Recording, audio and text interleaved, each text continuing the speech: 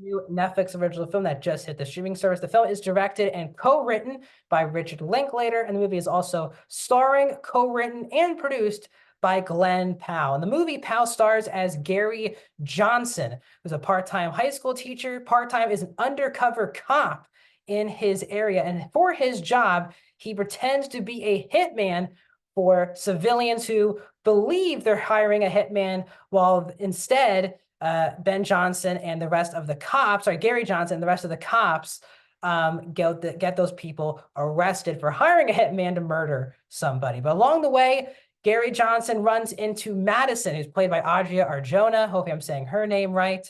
Madison is thought about hiring Gary Johnson as her hitman, but then with the help of Gary, rethinks that, and they go on a romantic, sexy, ongoing, but crime comes back to the two of them. The movie is 1 hour and 55 minutes and is rated R. Welcome back to a brand new review here on Max Talks Movies. My name is Max Dinnerberg. If you like talking all things movies, TV shows, and box office, please hit that subscribe button and ring the bell if you're new to the channel. Comment down below. What are your thoughts on Hitman? Is Glenn Powell the new movie star moving forward in Hollywood? Did you like it? Did you not like it? What do you want to see more out of this idea or not? This is getting you more excited for Twisters. Let me know all your thoughts in the comment section down below, and also please like the video. So I also forgot to mention my plot synopsis. The movie is loosely based on real life. Gary Johnson was a real person, but the events of the movie, for the most part, are not based on true stories, but some very minute elements are based on a true story, but the majority of the actual plot of the film is not. So let's get into my thoughts on Hitman. And overall, I had a great time with Hitman. This is a really good director and obviously co-writer duo. Linklater, who has not directed a live action film since Where'd You Go, Bernadette, his first film since Netflix's Apollo 10.5, which I really enjoyed back in 2022. But this is also the director behind Boyhood, Before Midnight, Before Sunset, School of Rock. This is one of the classic, Dazed and Confused classic filmmakers teaming up in a genre that you usually don't see Linklater get involved in. But this movie has so much energy to it. Even though, yes, the movie does not have the most, let's just say, likable characters going for it, you are just thoroughly entertained because of the two leads. First, let's start with Glenn Powell. He is the most entertaining part of the movie because the first half of the movie is carried by, as you see behind me, the different personalities as a hitman, as a fake hitman, basically. He dresses up as different people and puts on a persona depending on the person who he's trying to get arrested, basically. And this really gets to show off Glenn Powell's range. The overall Gary character is very much a nerd, as people would say. He's a single guy living with 2 cats and a very simple life as a high school teacher. And he kind of gets thrust into this role as a fake hitman for the cops.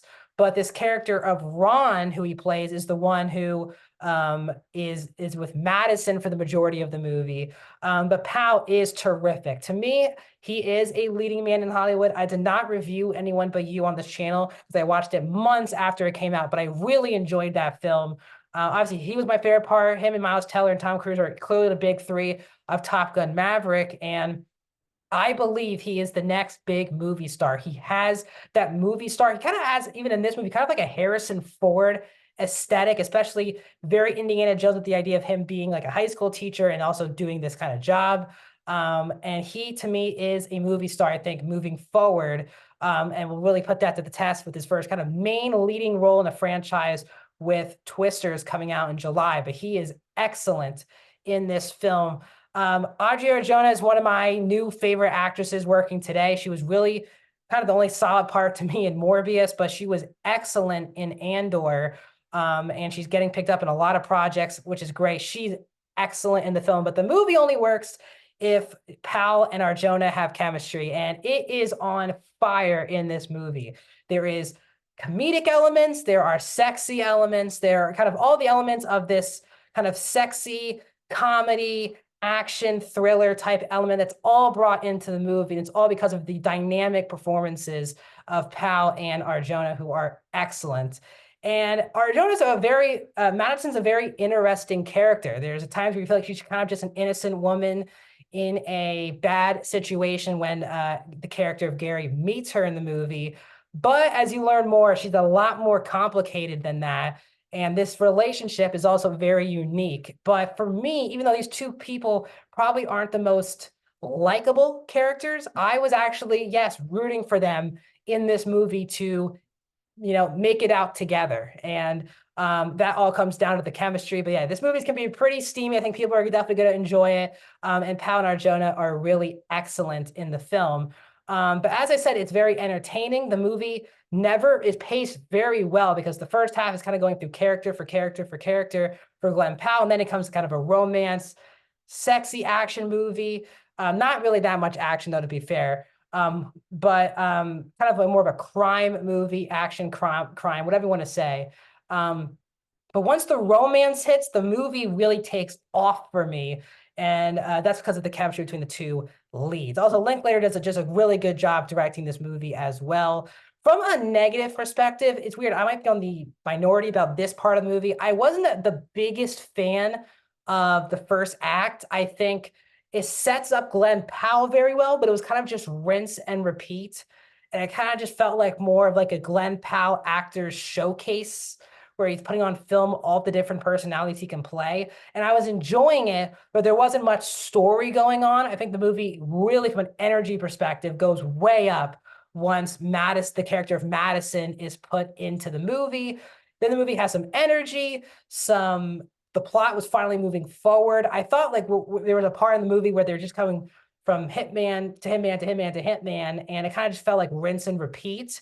So the first act I was enjoying because Glen Powell was in it, but from a plot or story perspective, I just didn't feel the movie had any momentum to it. And then once Arjona's character is involved, the movie has so much more energy that I enjoyed. Another issue with the plot is towards the third act, there do have to be some like logic leaps that do have to be made that some of the cops in this movie are pretty stupid, and in order for things to happen, they have to kind of be stupid for one or two character decisions, and I wish they kind of tightened that element of the story. But overall, I thought this was an excellent movie for Netflix that delivers all of the genres on screen. We have two fantastic lead performances.